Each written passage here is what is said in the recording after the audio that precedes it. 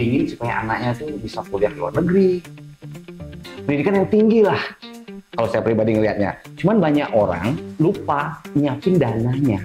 Karena saya percaya bang, semua produk asuransi itu diperlukan sama semua orang gitu loh. Betul. Mereka nggak beli karena mereka nggak trust sama kita. Ya. Bangun Jadi relasinya. proses bangun relasi, membuilding kepercayaan, nggak yang nipu-nipu kayak gitu loh. Pucerah itu kan memastikan supaya anak kita mendapat pendidikan sesuai dengan yang kita mau kan, Betul. yang kita cita-citakan kan. Yes. Biasanya kayak begini. Kalau kita memastikan kan biasanya kita harus nabung dong, nyiapin dananya. Berarti kalau saya lihat perusahaan ini bukan hanya memastikan rencana tabungan kita aman, tapi juga memastikan anaknya sampai lulus. Betul sekali. Ya, karena tadi kan Assalamualaikum Sobat Ceria. Soltok kini ada di Bali.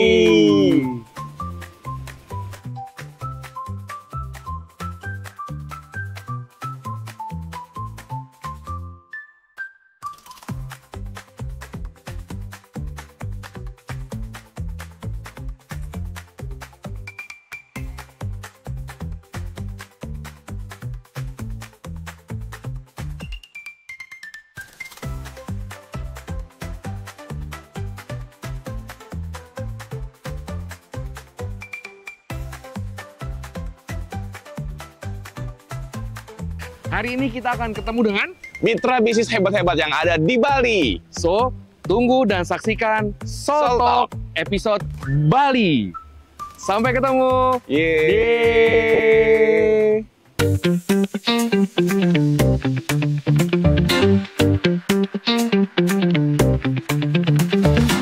halo Sobat Syariah, kembali lagi di Soul Talk, ruang ngobrol asik, penuh insight dan inspirasi. Dan hari ini bersama saya, Hot Parlindungan RADS Bali Is Indo, akan berbicara dengan teman-teman dan tidak lupa saya juga mengajak salah satu top produser syariah nasional yang akan sharing bersama kita. Kali ini ada Bro Panca. Halo Bro. Yes, selamat pagi bang. Pagi, gimana Bro? Apa kabar nih? Luar biasa sekali. Luar biasa. Boleh mungkin disapa dulu teman-teman kita nih? Halo teman-teman Sobat Syariah, nama saya Panca Putra, saya dari Denpasar, Bali, Purkarisma.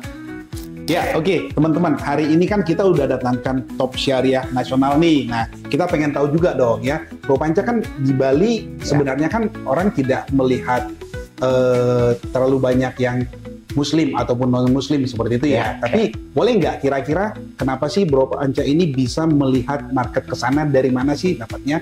Oke, sebenarnya gini Bang, kalau saya sendiri konsep dari dalam hatinya saya tuh mau jual ke siapa aja dan produk apa aja. Ya. Nah kebetulan saya ngelihat ada peluang syariahnya belum terlalu digarap untuk di Bali. Jadi saya melihat itu sebagai peluang dan mencoba masuk di sana. Kira-kira kayak begitu. Oke, berarti melihat bahwa ada peluang nih di syariah di Bali belum terlalu besar seperti itu ya. Nah, kalau dari peluang itu sendiri, apa sih yang memang yang Bro Panca lihat gitu ya? Apa sih emang bedanya syariah dengan yang produk yang lain, yang konvensional nih? Saya lebih ke spesifik kali Bang ya. Boleh. Kemarin yang 2 tahun lalu sebenarnya, waktu saya jadi salah satu top syariah nasional, itu saya ngelihat satu produk di Prusyariah itu namanya Pucerah. Oke. Karena kalau saya pribadi dulu ngelihat produknya, dulu kan waktu itu tergolong baru ya Pucerah ya. Iya. Jadi waktu saya pribadi dulu mau masuk asuransi, pertama kali itu mau masukin untuk anak saya, untuk pendidikan anak saya. Iya. Tapi waktu itu nggak ada itu di Prudensial kayak begitu. Belum Jadi ada. saya ngelihat itu kurang digarap untuk di Balinya. Saya ngelihat potensi itu, oh kayaknya ini bisa nih kayak gitu. Kira-kira kayak gitu Bang. Oke, teman-teman, ini kan kita sudah ngobrol sama Bro Panca nih ya, dan ini saya lihat Bro Panca ini agak unik gitu ya dibanding yang lain. Kenapa sih Bro? Ya kita kan di Bali cukup beragam ya, bukan cuma syariah gitu ya, tapi kenapa Bro Panca melihat market syariah ini cukup menarik? Sejujurnya bukan beragam ya, Bali itu lebih banyak Hindunya sebenarnya. Oh iya, betul sekali. Kenapa saya melirik syariah? Karena saya ngeliat potensi dari syariah yang belum terlalu digarap untuk di Bali ini. Oke. Kayak itu kira-kira. Nah, artinya berarti Bro Panca melihat bahwa syariah ini di Balinya itu belum berkembang terlalu besar seperti itu ya? Betul sekali. Peluang apa yang Bro Panca lihat di syariah ini? Contoh ya, kalau dari produk, saya suka sama jual produk Pucerah. Oke. Karena menurut saya Pucerah itu gini, pendidikan kan. Betul. Dulu saya tuh berpikir untuk masuk asuransi pertama kali untuk bikinin anak saya pendidikan. Ya. Dan sebelumnya nggak ada produk itu. Betul. Dan begitu ada perut cerah, saya pikir wah ini peluang. Kenapa nggak saya maksimalkan potensinya gitu loh Pak? Oh oke, berarti Bro Panca ini masuk dari sisi manfaat untuk perut cerahnya itu sendiri. Betul sekali, Gitu betul. ya. Oh, menurut Bro Panca apa yang menarik dari manfaat perut cerah ini? Kalau saya sendiri ngelihatnya kayak gini. Ini jujur-jujuran Bang ya. Iya. Saya sebenarnya waktu itu punya satu klien Yap. besar dan sudah menjadi klien saya Oke. sebelumnya. Dia pernah ngomong sama saya, ada nggak program pendidikan anak? Oke. Saya bilang program pendidikan anak spesifik belum ada waktu itu. Dan ketika ada voucher saya ingat itu tuh. Jadi saya mencoba untuk masuk ke sana dan bilang nih kita udah punya sekarang program pendidikan, sesimpel itu sebenarnya. Oke. Jadi kalau untuk yang case kemarin ya kira-kira kayak gitu. Berarti memang sudah ada kebutuhan di nasabah ya, termasuk tadi kan Bro Panca sendiri juga bilang memang kebutuhan kita itu untuk pendidikan anak. Iya, Karena pengen iya, belikan iya. untuk anak, berarti dari nasabah juga sudah ada. Makanya begitu produknya masuk, Mm-mm. atau produknya muncul, Bro Panca langsung sampaikan tawaran. Saya langsung Ya. sampaikan bahwa Wah, oke, keren. Oke, Bro. Ya. Ini kan kita sama-sama selaku orang tua lah gitu ya. Menurut Panca nih, menurut Bro Panca nih, kenapa sih memang kita harus beli perut cerah lah, atau harus persiapkan dana pendidikan atau seperti apa sih gitu? Oke, saya jelasin ya sama Iya. teman-teman sobat syariah ya. Gini, kalau saya pribadi melihat pendidikan itu kan seringkali orang ingin supaya anaknya tuh bisa kuliah ke luar negeri, pendidikan yang tinggi lah. Kalau saya pribadi ngelihatnya, cuman banyak orang lupa nyiapin dananya. Saya ngelihat perut cerah itu bagusnya kayak begini sebenarnya sobat. Saya kan banyak ketemu sama klien-klien besar ya, klien-klien besar yang marketnya artinya secara finansial itu oke banget. Jadi saya ngelihatnya kayak begini, bos atau Pak, saya sering kalau prospek tuh kayak begini. Sekarang kan Pak lagi bagus-bagusnya ya kondisi keuangannya. Jadi apapun risikonya, apapun kondisi Bapak Ibu sekarang, kalau beli program Pucerah ini memastikan anak Bapak Ibu akan bisa sekolah di belahan dunia manapun. Kira-kira kayak gitu. Gitu Pak. Oke, wah keren juga ya. Saya aja jadi kepikiran ya, benar juga ya bahwa kita memang sering sekali orang tua itu pengen yang terbaik, tapi lupa menyiapkan seperti itu ya. Mungkin berarti Betul. Bro Panca masuk dari sisi bahwa kita sebagai orang tua, kita harus mempersiapkan nanti anak kita mau sekolah ataupun kuliah kemana. Betul sekali, Gitu ya. betul sekali. Oke, keren. Ya. Oke, teman-teman, ini kan tadi kita udah dengar nih bahwa Bro Panca bilang manfaatnya bagus banget nih, yang namanya perut cerah, pendidikan. Nah, cuman yang jadi pertanyaan saya adalah bagaimana sih pertama kali atau prosesnya, gimana sih kita buka percakapan atau ngobrol dengan nasabahnya? Oke, gini. Kalau menurut saya ya, closing itu adalah part yang paling gampang bahkan. Oke. Closingnya. Ya. Sederhana sekali, closing itu part yang paling gampang. Yang part-part sebelumnya itu yang harus sebenarnya diupayakan. Oke. Kalau saya pribadi, building trust-nya yang perlu waktu. Karena saya tuh mainnya di level-level yang premium sub. Ya. Di level-level yang premium sub. Jadi saya butuh waktu untuk si nasabah trust sama saya. Karena saya percaya Bang, semua produk asuransi itu diperlukan sama semua orang gitu loh. Betul. Mereka nggak beli karena mereka nggak trust sama kita. Iya. Jadi kalau kita bisa gali sampai dia benar-benar trust sama kita, dia akan beli sesuai dengan kemampuannya gitu loh. Contohnya misalkan Bang, Iya. ini orang big boss gitu ya, dan dia tahu kebutuhannya besar untuk itu, dia akan beli dengan premi yang besar tanpa effortnya kita untuk meng-closingkan sedemikian rupanya gitu loh Bang. Ngerti nggak maksud gua Bang? Iya. Kira-kira kayak gitu. Berarti yang paling penting itu proses untuk bangun relasinya. Proses bangun relasi, membuilding kepercayaan, nggak yang nipu-nipu kayak gitu loh Bang. Iya. Karena si klien-klien ini sebenarnya dia bisa memilih agen kan. Betul. Jadi sebenarnya sesederhana kayak ini deh. Kalau abang jadi big boss nih, Iya. abang kan memilih agen yang mana saya harus titipkan duit kan, Betul dong. kayak gitu. Iya. Jadi sebenarnya perut cerah ini buat saya kayak karena menurut saya gini Bang, perut cerah itu kan preminya itu unlimited ya. Yes. Inflasi itu kan lebih dari 20% inflasi pendidikan. Pendidikan. Khusus pendidikan betul nggak ya? Iya. Setiap tahunnya. Jadi kalau misalkan nih, abang punya anak, umurnya 2 atau 3 tahun. Mereka butuh kuliah 15 tahun lagi. Masih lama gitu ya. Itulah ada saya untuk ngitung itu. Oke. Tapi tetap keputusannya ada si pada si nasabah. Si nasabah sendiri. Kira-kira kayak gitu. Oke. Kira-kira kayak begitu. Keren banget. Thank you bro. Siap. Bro, ini anggaplah ya, kalau gua nih atau teman-teman misalkan saya itu sebagai agent baru, ya, gimana caranya saya bisa kayak Bro Panca nih ya, menawarkan ataupun closing yang namanya perut cerah ini ke nasabah. Oke. Nah ini saya harus agak serius jawabnya nih. Iya.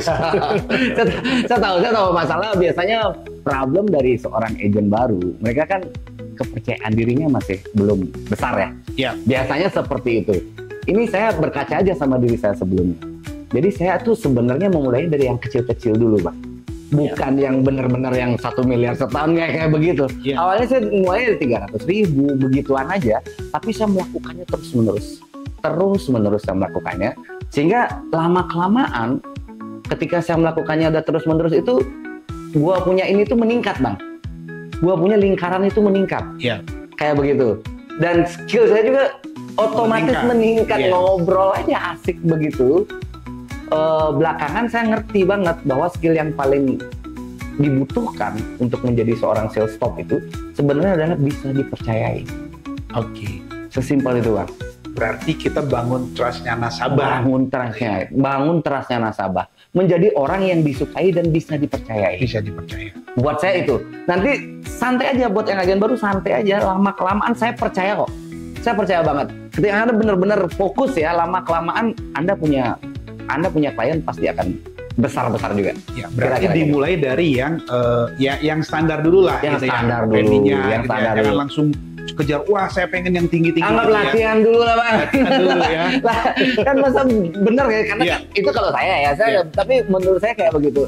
Lama-kelamaan confidence-nya itu akan terbentuk dengan sendirinya.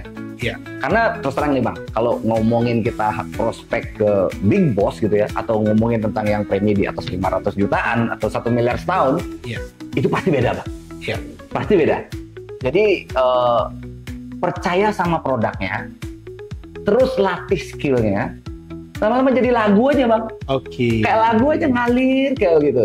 Dan kalau memang waktunya, saya yakin teman-teman juga pasti akan bisa merasakan bikis kok. Nanti suatu saat. Oke, wah keren banget. Jadi teman-teman tadi Bro Panca udah jelasin yang mana kita itu nggak harus langsung yang besar, yang tinggi, enggak. Tapi kita mulai dulu dari lingkaran kita mungkin gitu ya. Mungkin yang preminya 1 juta, 2 juta, baru nanti kedepannya mungkin baru bisa 10 juta, 15 juta, bahkan seperti Bro Panca itu bahkan sampai ratusan juta per bulan loh teman-teman ya. Oke, Bro, ini kan tadi kita udah bahas mengenai perut cerah ya, dan Bro Panca juga udah jelasin bagaimana cara ke nasabahnya. Nah, kalau sekarang saya mau tanya, emang menurut Bro Panca manfaat utama gitu ya, atau yang paling menarik dari sebuah produk perut cerah itu apa? Kalau saya kayak begini, Bang, perut cerah kenapa sebegitu menariknya ya? Iya. Dan sebegitu gampangnya saya jualnya gitu loh. Iya. Perut cerah itu kan memastikan supaya anak kita mendapat pendidikan sesuai dengan yang kita mau kan? Betul. Yang kita cita-citakan kan? Yes. Biasanya kayak begini. Kalau kita memastikan kan biasanya kita harus nabung dong, nyiapin dananya. Betul. Nyiapin, bener kan ya? Kan itu jangka panjang, 15 tahun, 16 tahun, 17 tahun. Iya. Tapi dalam kita nabung begitu, nyiapin dananya, kemungkinan ada risiko kan? Betul. Perut cerah itu bagusnya kayak begitu, Bang. Apapun risiko yang akan kita terima sebagai orang tua, maaf ya, Bang ya, misalkan tiba-tiba sakit kritis, yang sekarang cacat. Ya. Ini si anak stop bayar. Rencana menabung kita diambil alih oleh perut cerah ini, si perusahaan. Begitu. Yang kedua, Bang, dia ada kayak biasanya kan kalau kuliah itu yang pertama beratnya di biaya awalnya dong. Biaya masuk lah. Biaya masuk ya. Iya. Kalau kita di Indonesia deh misalkan ya teman-teman ya, saya punya keponakan tuh, kedokteran di Bali bahkan. Itu kalau nggak salah sampai 1 miliar biaya masuknya. Wow. Di awal ini true story loh. 500 sampai kalau saya nggak salah ya, karena ini keponakan kakak saya yang bayar gitu kan. Bayangin kalau di luar negeri 15 tahun yang akan datang. Iya. Kalau kita nggak persiapkan dengan baik, gimana itu rencana cita-cita kita untuk ke anak? Okay. Dan perut cerah itu di awal anaknya masuk, dia kasih uang yang besar, boom. Kemudian bulanannya disisihin sama perut cerah itu setiap bulan masuk ke rekening abang. Oke. Sampai anaknya tamat kuliah. Sampai anaknya lulus gitu ya. Berarti bagus, Bang. wow. Bagus, Bang. Berarti kalau saya lihat perusahaan ini bukan hanya memastikan rencana tabungan kita aman, tapi juga memastikan anaknya sampai lulus. Betul sekali. Ya, karena tadi kan di awal diberikan dulu untuk uang masuk tadi, Iya. habis itu dibayarkan lagi secara bulanan. Saya bulanan. Wow. Kayak gitu contohnya kalau yang kasus saya kemarin tuh Iya. 100 juta, 100 juta, 100 juta per bulan. Akan diterima oleh si orang tua pada saat anaknya nanti kuliah. Di awalnya itu sekitar 3,6 apa 4 miliar di awalnya aja. Oke. Makanya saya bilang, kan saya sempat ngitung tuh Bang. Iya. Apapun yang terjadi dengan Bapak, saya bisa pastikan anak Bapak akan sekolah, bisa sekolah di belahan dunia manapun. Oke. Dengan yang udah dipersiapkan perucerah ini. Betul. Kira-kira kayak gitu Bang. Ya. Thank you bro. Siap.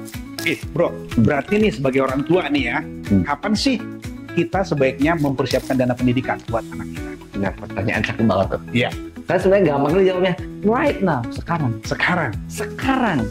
Gini Bang, ini saya punya anak nih, Iya. umur 2 tahun. Iya. Yang paling kita persiapkan sebenarnya kuliahnya dong. Betul. Betul ya? Iya. Kita persiapkan dong. Kita lagi mampu sekarang. Iya. Persiapkan, nabung. Seperti yang saya bilang tadi. Perucerah itu menggaransi apapun yang terjadi sama kita, anaknya kita tetap kuliah. Iya. Seperti yang kita mau. Kan bisa terjadi risiko, Bang. Oke. Jadi kalau abang nggak siapin sekarang gimana sih? Niat apa? Iya, niatnya untuk kuliah. Berarti lebih cepat malah lebih bagus. Lebih bagus ya? sekali. Karena juga kita ngomongin tentang, maaf Bang ya, premi. Jadi semakin lama kita nunda, semakin besar premi yang harus kita bayar. Oke. Kira-kira kayak gitu. Berarti kalau anaknya masuk usia 2 tahun, Ya. dengan anaknya masuk usia 8 tahun, pasti Beda banget. preminya beda akan banget. berbeda ya. Oke. So teman-teman, betul kata Bapak Panca tadi ya. Jadi harus dipersiapkan sedini mungkin. Ya, kenapa? Supaya pertama lebih murah. 2, proteksinya lebih aman dari anaknya masih kecil. Itu dia teman-teman. Oke, Sobat Syariah, tadi kita udah ngobrol-ngobrol cukup banyak dengan Bro Panca. Thank you sekali lagi Bro. Ya, kita jadi tahu betapa perlunya mempersiapkan dana pendidikan dari awal teman-teman. Oke, buat teman-teman Sobat Syariah, jangan lupa saksikan Soul Talk setiap hari Jumat jam 5 sore. Dan jangan lupa like, share, and subscribe. Sampai ketemu Di episode berikutnya. Bye-bye. Oke.